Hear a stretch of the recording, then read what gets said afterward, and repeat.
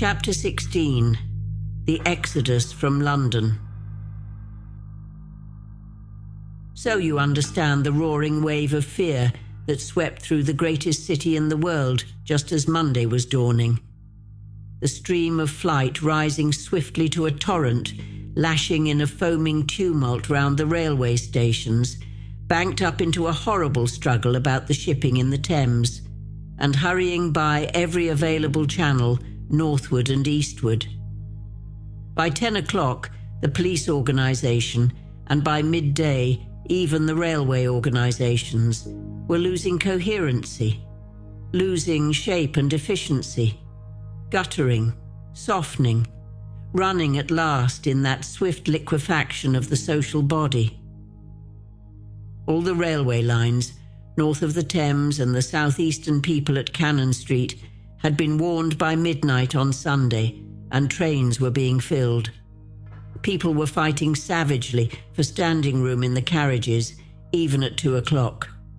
By 3, people were being trampled and crushed, even in Bishopsgate Street, a couple of 100 yards or more from Liverpool Street Station. Revolvers were fired, people stabbed, and the policemen who had been sent to direct the traffic, exhausted and infuriated, were breaking the heads of the people they were called out to protect. And as the day advanced and the engine drivers and stokers refused to return to London, the pressure of the flight drove the people in an ever-thickening multitude away from the stations and along the northward running roads. By midday, a Martian had been seen at Barnes, and a cloud of slowly sinking black vapour drove along the Thames and across the flats of Lambeth, cutting off all escape over the bridges in its sluggish advance. Another bank drove over Ealing and surrounded a little island of survivors on Castle Hill, alive but unable to escape. After a fruitless struggle to get aboard a northwestern train at Chalk Farm, the engines of the trains that had loaded in the goods yard there ploughed through shrieking people, and a dozen stalwart men fought to keep the crowd from crushing the driver against his furnace. My brother emerged upon the Chalk Farm road, dodged across through a hurrying swarm of vehicles, and had the luck to be foremost in the sack of a cycle shop. The front tire of the machine he got was punctured in dragging it through the window, but he got up and off, notwithstanding, with no further injury than a cut wrist. The steep foot of Haverstock Hill was impassable owing to several overturned horses, and my brother struck into Belsize Road. So he got out of the fury of the panic and, skirting the Edgware Road, reached Edgware about 7, fasting and wearied, but well ahead of the crowd. Along the road, people were standing in the roadway, curious, wondering. He was passed by a number of cyclists, some horsemen, and 2 motor cars. A mile from Edgware, the rim of the wheel broke, and the machine became unrideable. He left it by the roadside and trudged through the village. There were shops, half opened in the main street of the place, and people crowded on the pavement and in the doorways and windows, staring astonished at this extraordinary procession of fugitives that was beginning. He succeeded in getting some food at an inn. For a time he remained in Edgware, not knowing what next to do. The flying people increased in number. Many of them, like my brother, seemed inclined to loiter in the place. There was no fresh news of the invaders from Mars. At that time the road was crowded, but as yet far from congested. Most of the fugitives at that hour were mounted on cycles, but there were soon motor cars, hansom cabs, and carriages hurrying along, and the dust hung in heavy clouds along the road to St. Albans.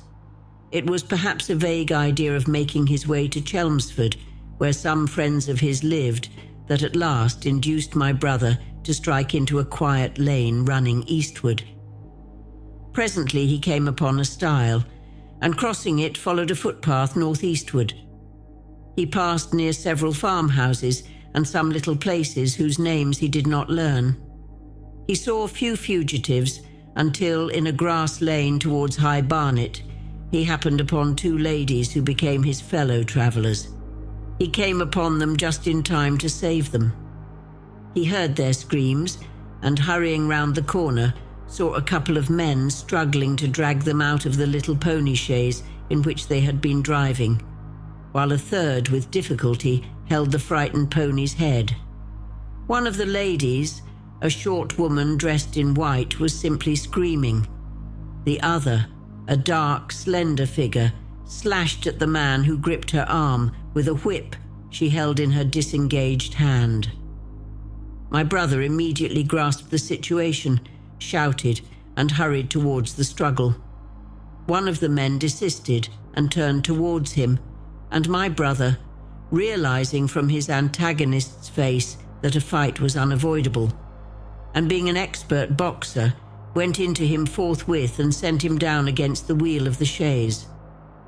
It was no time for pugilistic chivalry, and my brother laid him quiet with a kick and gripped the collar of the man who pulled at the slender lady's arm. He heard the clatter of hooves. The whip stung across his face. A third antagonist struck him between the eyes, and the man he held wrenched himself free and made off down the lane in the direction from which he had come. Partly stunned, he found himself facing the man who had held the horse's head, and became aware of the chaise receding from him down the lane, swaying from side to side, and with the women in it looking back. The man before him, a burly rough, tried to close, and he stopped him with a blow in the face. Then, realizing that he was deserted, he dodged round and made off down the lane after the chaise, with the sturdy man close behind him and the fugitive who had turned now following remotely. Suddenly he stumbled and fell. His immediate pursuer went headlong, and he rose to his feet to find himself with a couple of antagonists again. He would have had little chance against them had not the slender lady very pluckily pulled up and returned to his help. It seems she had had a revolver all this time, but it had been under the seat when she and her companion were attacked. She fired at 6 yards distance, narrowly missing my brother. The less courageous of the robbers made off, and his companion followed him, cursing his cowardice.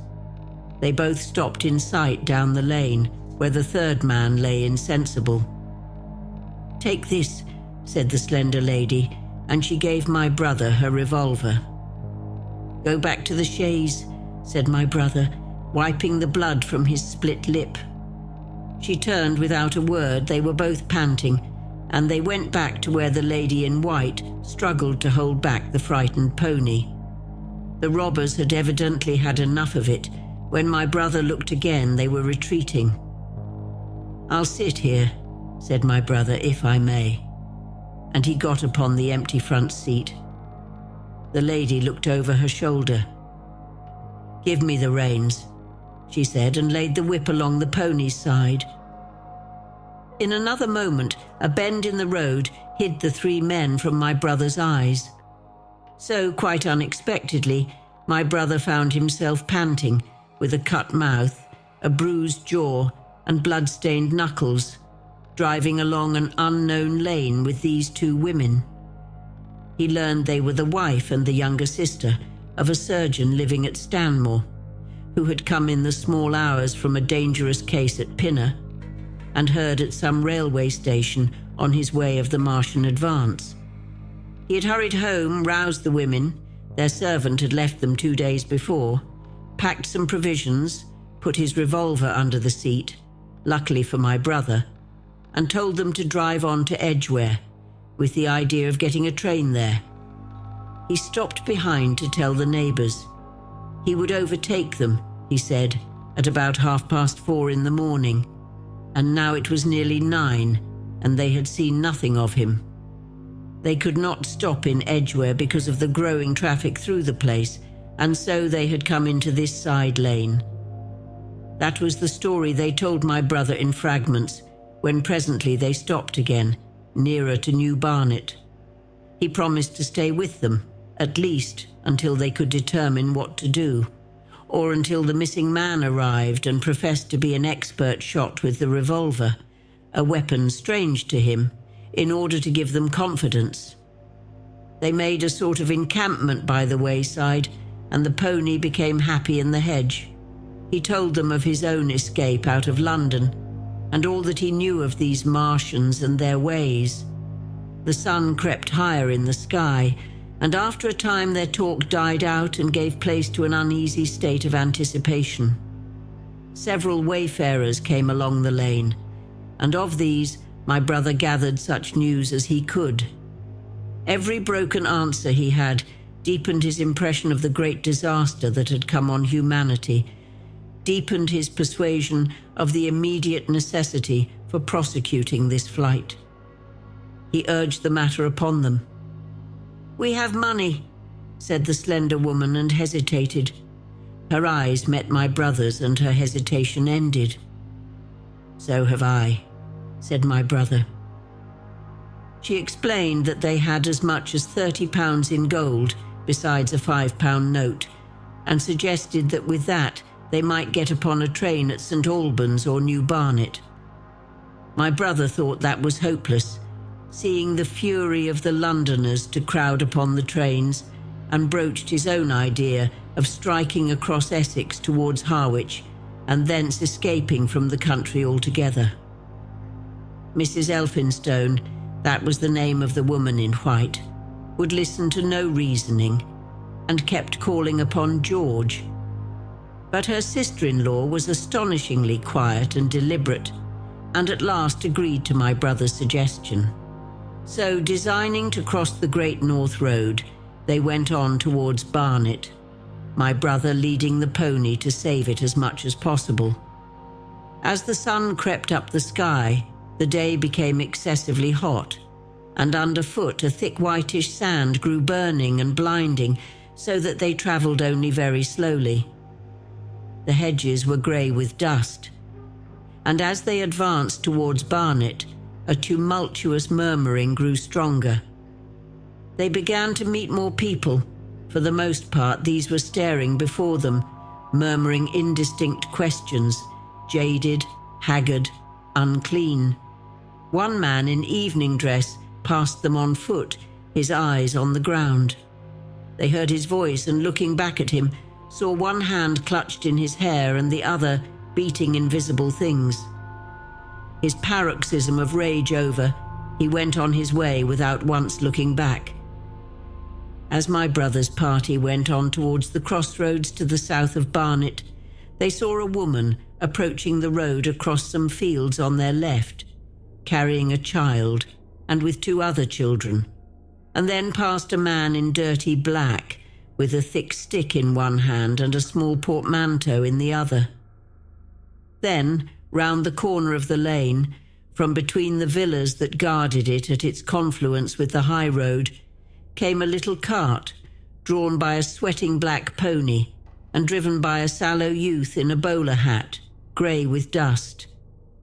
There were 3 girls, East End factory girls, and a couple of little children crowded in the cart. "This'll take us round Edgware?" asked the driver, wild-eyed, white-faced. And when my brother told him it would if he turned to the left, he whipped up at once without the formality of thanks. My brother noticed a pale grey smoke or haze rising among the houses in front of them, and veiling the white facade of a terrace beyond the road that appeared between the backs of the villas. Mrs. Elphinstone suddenly cried out at a number of tongues of smoky red flame leaping up above the houses in front of them against the hot blue sky. The tumultuous noise resolved itself now into the disorderly mingling of many voices, the gride of many wheels, the creaking of wagons, and the staccato of hoofs. The lane came round sharply, not 50 yards from the crossroads. "Good heavens!" cried Mrs. Elphinstone. "What is this you are driving us into?" My brother stopped, for the main road was a boiling stream of people, a torrent of human beings rushing northward, one pressing on another. A great bank of dust, white and luminous in the blaze of the sun, made everything within 20 feet of the ground grey and indistinct, and was perpetually renewed by the hurrying feet of a dense crowd of horses and of men and women on foot, and by the wheels of vehicles of every description. "Way," my brother heard voices crying, "make way." It was like riding into the smoke of a fire to approach the meeting point of the lane and road. The crowd roared like a fire, and the dust was hot and pungent. And indeed, a little way up the road, a villa was burning and sending rolling masses of black smoke across the road to add to the confusion. 2 men came past them, then a dirty woman carrying a heavy bundle and weeping. A lost retriever dog with hanging tongue circled dubiously round them, scared and wretched, and fled at my brother's threat.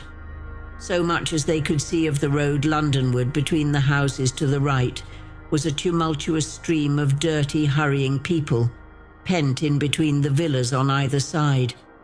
The black heads, the crowded forms grew into distinctness as they rushed towards the corner, hurried past, and merged their individuality again in a receding multitude that was swallowed up at last in a cloud of dust. Go on," cried the voices. "Way, way." One man's hands pressed on the back of another. My brother stood at the pony's head. Irresistibly attracted, he advanced slowly, pace by pace, down the lane. Edgware had been a scene of confusion, Chalk Farm a riotous tumult, but this was a whole population in movement. It is hard to imagine that host. It had no character of its own. The figures poured out past the corner and receded with their backs to the group in the lane.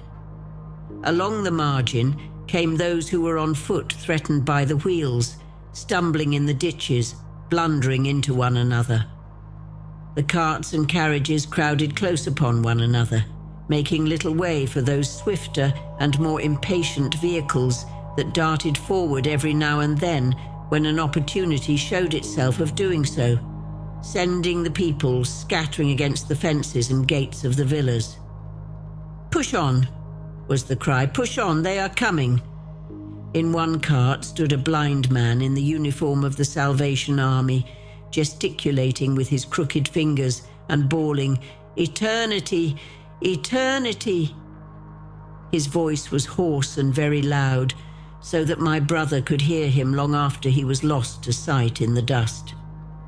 Some of the people who crowded in the carts whipped stupidly at their horses and quarreled with other drivers. Some sat motionless, staring at nothing with miserable eyes. Some gnawed their hands with thirst or lay prostrate in the bottoms of their conveyances. The horses' bits were covered with foam, their eyes bloodshot. There were cabs, carriages, shop carts, wagons, beyond counting.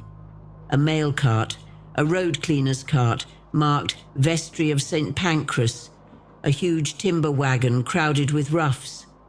A brewer's dray rumbled by, with its 2 near wheels splashed with fresh blood. "Clear the way," cried the voices, "clear the way." "Eternity, eternity," came echoing down the road. There were sad, haggard women tramping by, well dressed, with children that cried and stumbled, their dainty clothes smothered in dust, their weary faces smeared with tears.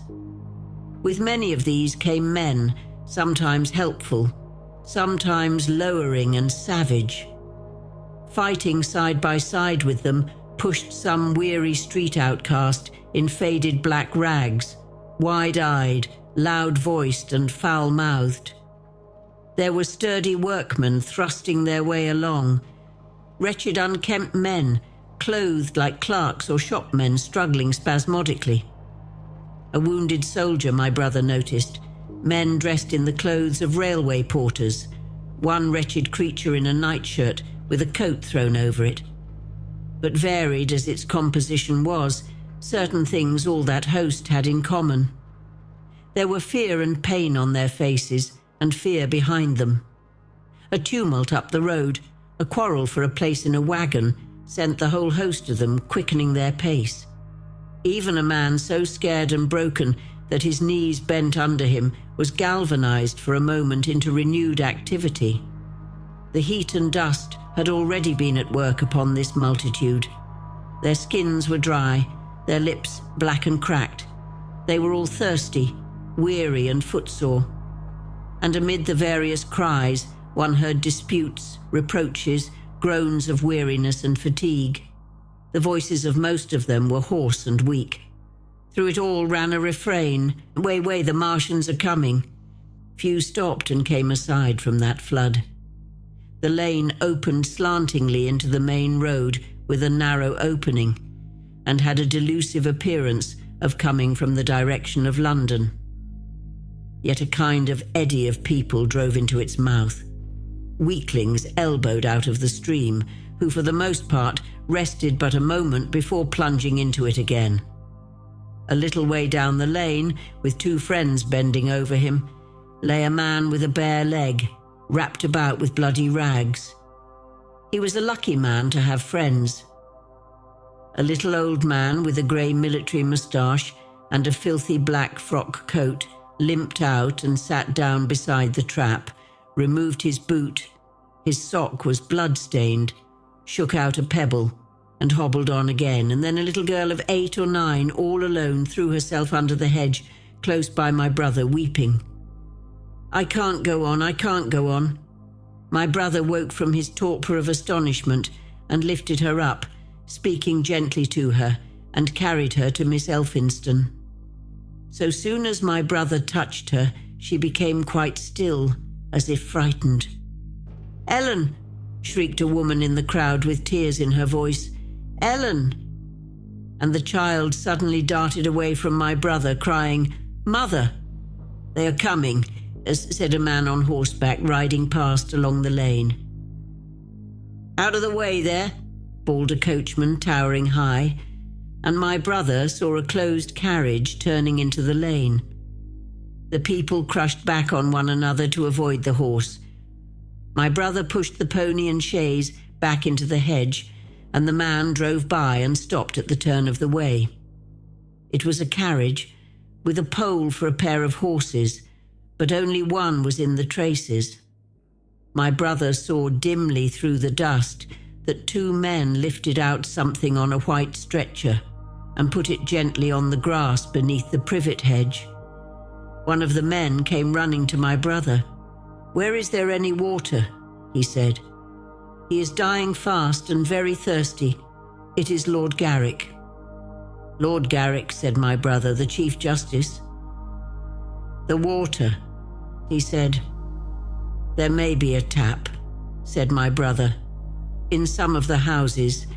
We have no water. I dare not leave my people." The man pushed against the crowd towards the gate of the corner house. "Go on," said the people, thrusting at him. "They are coming. Go on." Then my brother's attention was distracted by a bearded, eagle-faced man lugging a small handbag, which split even as my brother's eyes rested on it and disgorged a mass of sovereigns that seemed to break up into separate coins as it struck the ground. They rolled hither and thither among the struggling feet of men and horses. The man stopped and looked stupidly at the heap, and the shaft of a cab struck his shoulder and sent him reeling. He gave a shriek and dodged back, and a cartwheel shaved him narrowly. "Way!" cried the men all about him. "Make way!" So soon as the cab had passed, he flung himself with both hands open upon the heap of coins and began thrusting handfuls in his pocket. A horse rose close upon him, and in another moment, half rising, he had been borne down under the horse's hoofs. "Stop!" screamed my brother, and pushing a woman out of his way, tried to clutch the bit of the horse. Before he could get to it, he heard a scream under the wheels, and saw through the dust the rim passing over the poor wretch's back. The driver of the cart slashed his whip at my brother, who ran round behind the cart. The multitudinous shouting confused his ears. The man was writhing in the dust among his scattered money, unable to rise, for the wheel had broken his back, and his lower limbs lay limp and dead. My brother stood up and yelled at the next driver, and a man on a black horse came to his assistance. "Get him out of the road," said he, and clutching the man's collar with his free hand, my brother lugged him sideways. But he still clutched after his money and regarded my brother fiercely, hammering at his arm with a handful of gold. "Go on! Go on!" shouted angry voices behind. "Way! Way!" There was a smash as the pole of a carriage crashed into the cart that the man on horseback stopped. My brother looked up, and the man with the gold twisted his head round and bit the wrist that held his collar. There was a concussion, and the black horse came staggering sideways, and the cart horse pushed beside it.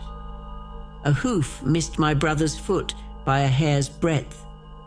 He released his grip on the fallen man and jumped back.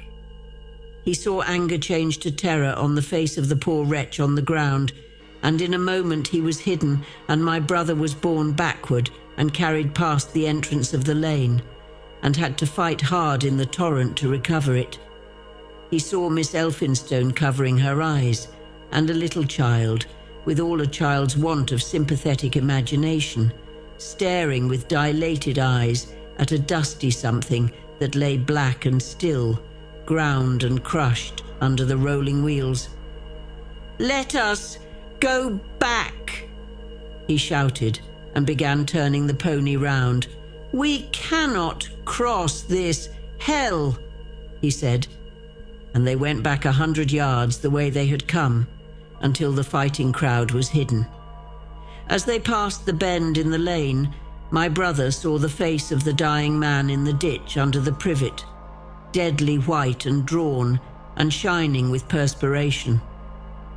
The two women sat silent, crouching in their seat and shivering. Then beyond the bend my brother stopped again. Miss Elphinstone was white and pale, and her sister-in-law sat weeping, too wretched even to call upon George. My brother was horrified and perplexed. So soon as they had retreated, he realized how urgent and unavoidable it was to attempt this crossing. He turned to Miss Elphinstone, suddenly resolute. "We must go that way," he said, and led the pony round again. For the second time that day, this girl proved her quality. To force their way into the torrent of people, my brother plunged into the traffic and held back a cab horse, while she drove the pony across its head. A wagon locked wheels for a moment and ripped a long splinter from the chaise. In another moment, they were caught and swept forward by the stream. My brother, with the cabman's whip marks red across his face and hands, scrambled into the chaise and took the reins from her. "Point the revolver at the man behind," he said, giving it to her. "If he presses us too hard. No, point it at his horse." Then he began to look out for a chance of edging to the right across the road. But once in the stream, he seemed to lose volition, to become a part of that dusty rout. They swept through Chipping Barnet with the torrent. They were nearly a mile beyond the centre of the town before they had fought across to the opposite side of the way. It was din and confusion indescribable. But in and beyond the town, the road forks repeatedly, and this to some extent relieved the stress. They struck eastward through Hadley, and there on either side of the road, and at another place farther on, they came upon a great multitude of people drinking at the stream, some fighting to come at the water. And farther on, from a lull near East Barnet, they saw two trains running slowly one after the other, without signal or order. Trains swarming with people, with men even among the coals behind the engines, going northward along the Great Northern Railway. My brother supposes they must have filled outside London, for at that time the furious terror of the people had rendered the central termini impossible. Near this place, they halted for the rest of the afternoon, for the violence of the day had already utterly exhausted all three of them. They began to suffer the beginnings of hunger. The night was cold, and none of them dared to sleep. And in the evening, many people came hurrying along the road nearby their stopping place, fleeing from unknown dangers before them, and going in the direction from which my brother had come.